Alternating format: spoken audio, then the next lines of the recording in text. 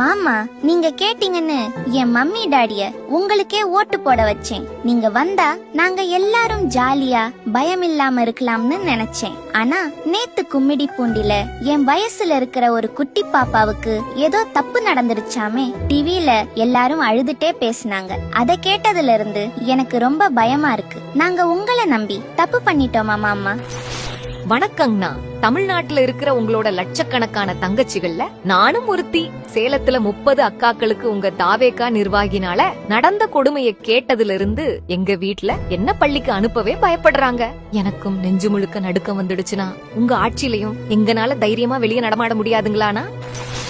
தமிழ்நாட்டு பெண்களுக்கு முழு பாதுகாப்பு தருவேன்னு சொன்ன வார்த்தையை நம்பிதானப்பா நாங்க எங்க ஓட்டை உனக்கு கொடுத்தோம். ஆனா உன் ஆட்சியில எங்களுக்கு சுத்தமா பாதுகாப்பே இல்ல. கும்மிடிப்பூண்டில 3 வயசு குழந்தை, சேலத்துல 30க்கும் அதிகமான பெண்கள், இவ்வளவு ஏன் சிவகங்கையில பெண் காவலரையே பாலியல் துன்புறுத்தலுக்கு உள்ளாக்கி இருக்கு உங்க தாவேகா ஆட்சி.